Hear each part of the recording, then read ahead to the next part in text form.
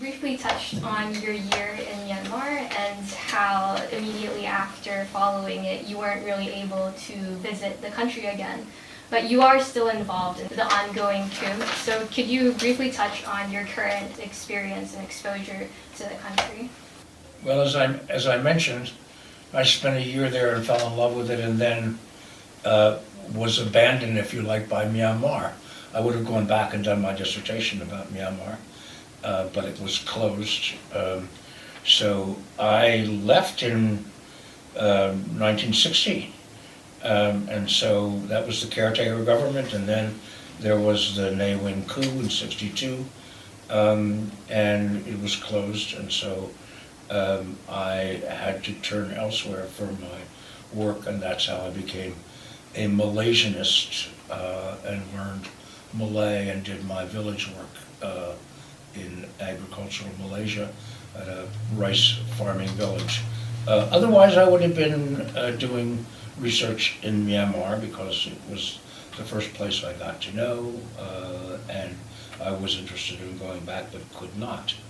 And so it's only in, I'm trying to remember exactly when, it's 2005, 2006, where it's possible to go back for 2 or 3 weeks and so on. And as I mentioned, I think I wanted to recover, having learned Malay and forgotten what little Burmese I did know.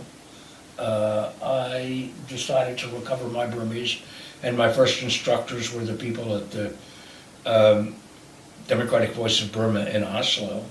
And then I did some work with Kim Aung-ji, who's in New York, who was a broadcaster in All India a radio that broadcast to Burma. And so he was an instructor who would come with his wife and stay the weekend, and we'd speak Burmese. And so I tried to recover my language skills both by being there and also doing it here and starting to read. And I had this fantasy of translating the untranslated books of Ludu Utla. I don't know if you know Ludu Utla. Chino Poundama, among other things, and so on. And I mean, I think he was a genius, and only one of his books, as I know, has been actually translated. And so I had all these fantasies of becoming really more competent than I am in Burmese, right? And being able to do translation and so on. And so gradually I worked my way back into being a Myanmar specialist, although I have published almost nothing on Myanmar. The last book I published, as I mentioned, is Against the Grain on Mesopotamia. And I'm now at work on I visited every year I could from 1910 on until the pandemic, and I'm, as I said, I am working on a book on the deep history of the Irrawaddy River, which is the superhighway of Burmese culture, and therefore of great interest, I think, to Burmese historians, and I'm interested in rivers as a natural phenomenon that we try to imprison. And also, I mean, you are interested in Myanmar, not just as a scholar, but as a practitioner, so to speak. You are actively involved in the current democracy movement. So can you briefly tell us about your involvement in this democracy movement? I got to know quite a series of people who were involved in the resistance in 1988. I didn't mention this actually, that about 2008, perhaps, I can't remember the exact year, because there had been the most important intellectual journal in Vietnam was the Journal of the Burma Research Society. And it started out as a colonial, colonial officials would meet once a month and do little papers on linguistics, on history, on archaeology, and they were, if you like, at the beginning, British colonial officials with an interest in Burmese culture, language, and history. And gradually it came to include Burmans like Dr. Tan Tun as well, who became head of the journal.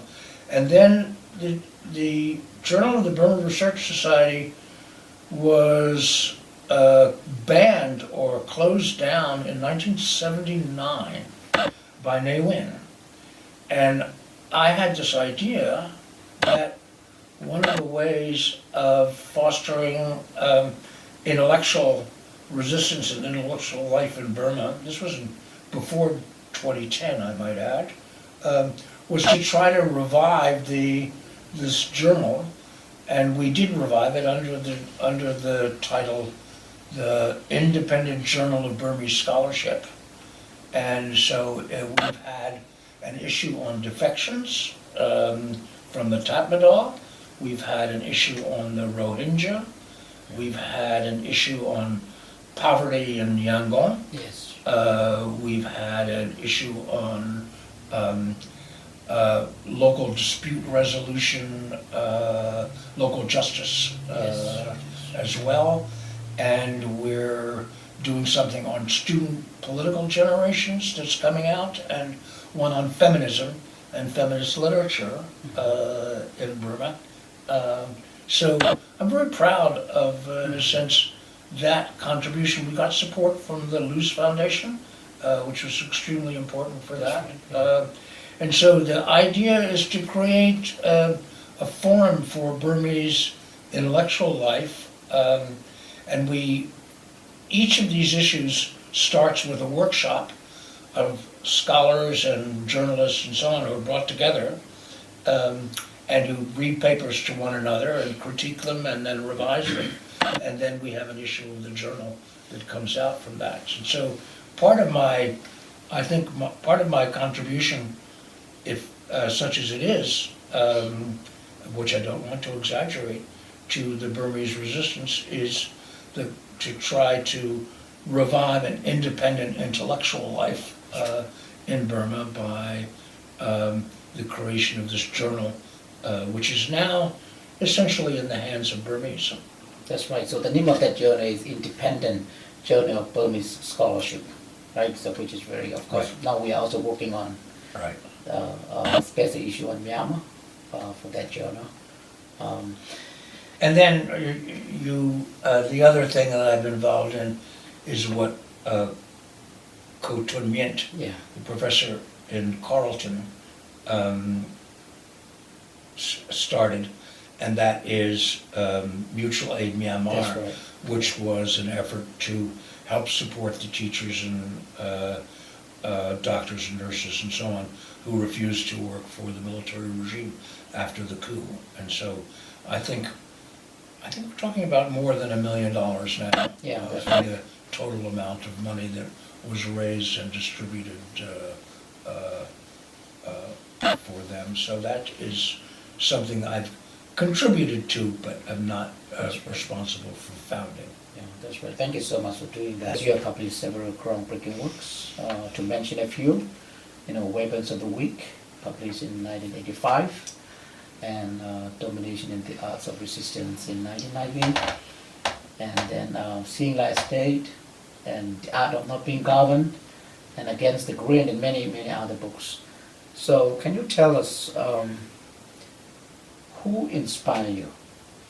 Just, tell us just a few of scholars who inspire you most.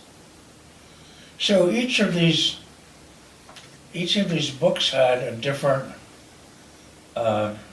set of muses, you could say. That is to say, in the course of writing Domination and the Arts of Resistance. I guess I was impressed by the oral histories of ex-slaves and prisoners and so on, who are not famous people, not famous scholars.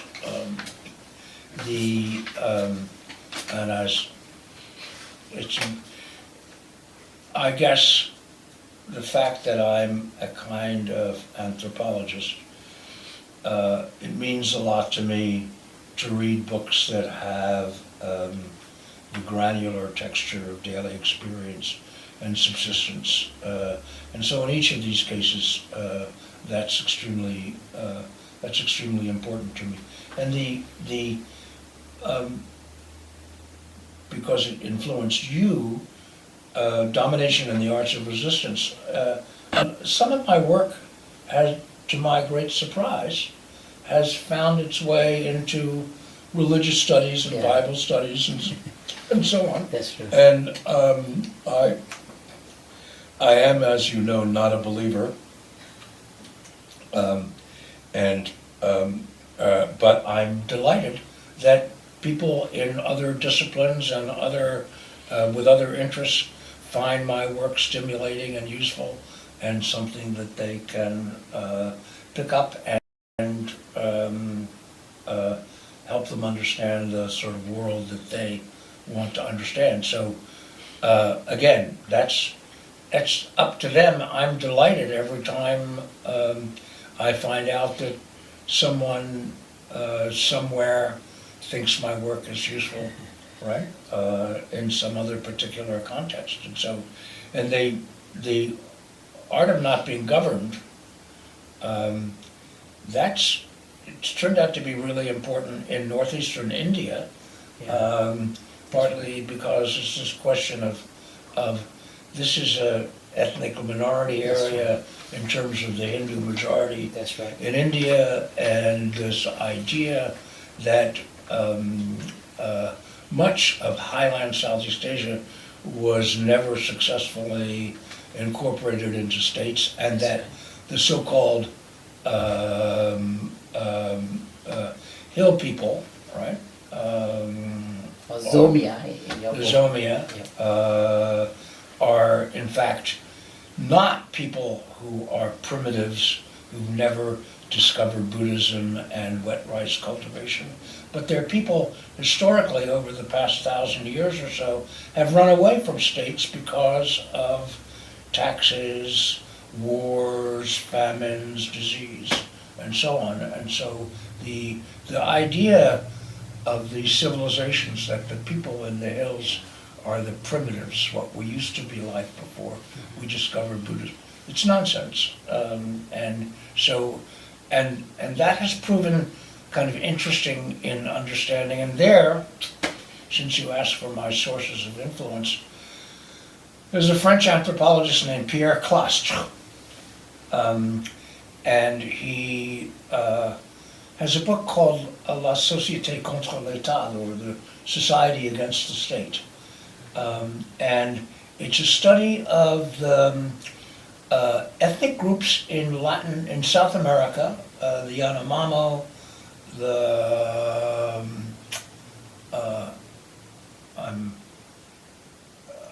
I'm blocking on the other groups.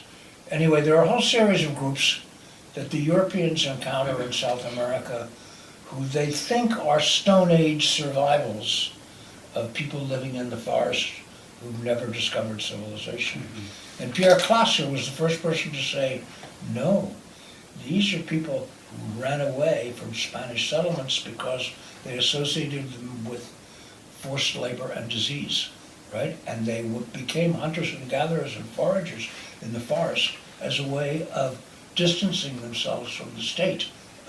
They're, if you like, it's what some people call a secondary primitivism, that is running away from wet rice agriculture in which you can be captured by a state very easily, and practicing a form of agriculture that cannot be captured. So, for example, if you're planting potatoes, the state's not interested in you, because if it wants your potatoes, if you're growing rice you put it in the granary and they can take it all, right?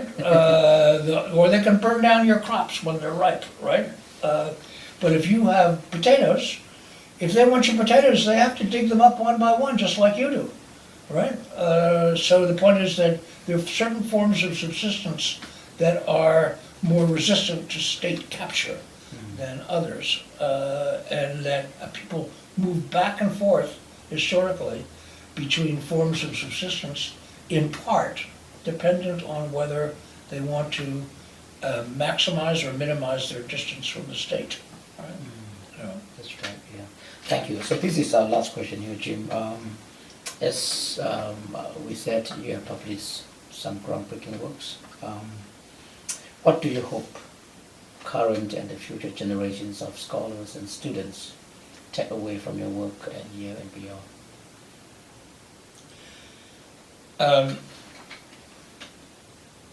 There's a part of me that doesn't want to answer that question, in the sense that I'm not in charge of it.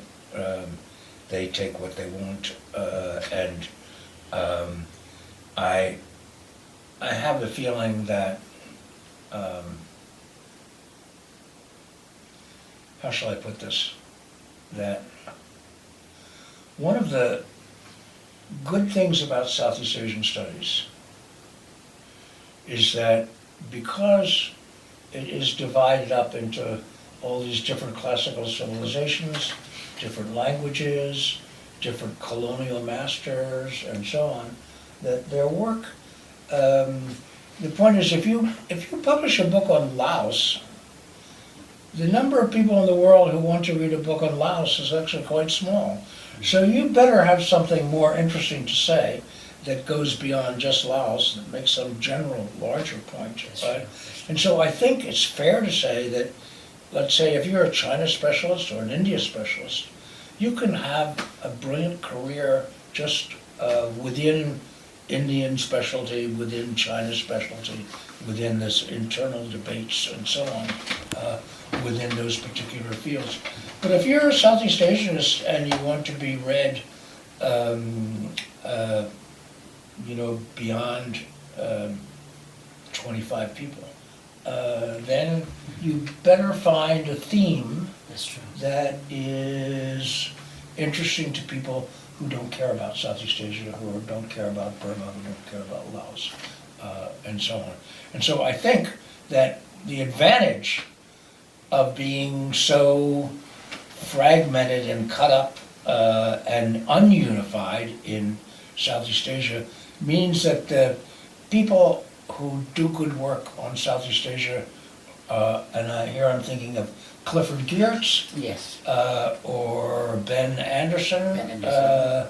They've done work that goes far beyond being a Southeast Asianist. And the same for Tony Reed, actually. I think he doesn't get the credit that he deserves for his contribution. So my guess is that one would like to think that Southeast Asianists have more influence outside their special geographical concentration often than they have inside. Right? And so they can make a contribution partly because of the variety that's available to them. So the other thing, of course, is that I think there are lots and lots of people in sociology, in political science in particular, and certainly in economics, who think they don't have to learn the language and the culture of the society that they're studying. And it seems to me that is that's the kind of scholarship that I think Southeast Asian programs should not encourage, right? That is, the thing that is special about a Southeast Asian program is the immersion in the culture and the language and the history of a particular place, right? And if you think you can just go and get some statistics, right, from the World Bank and write about Myanmar, that's okay, but you don't have a place in a Southeast Asian program. Yeah, thank you. Well, on that note, I want to thank you for allowing us to interview you in your lovely home and for sharing your story and all the work that you've done. Thank you very much. My pleasure.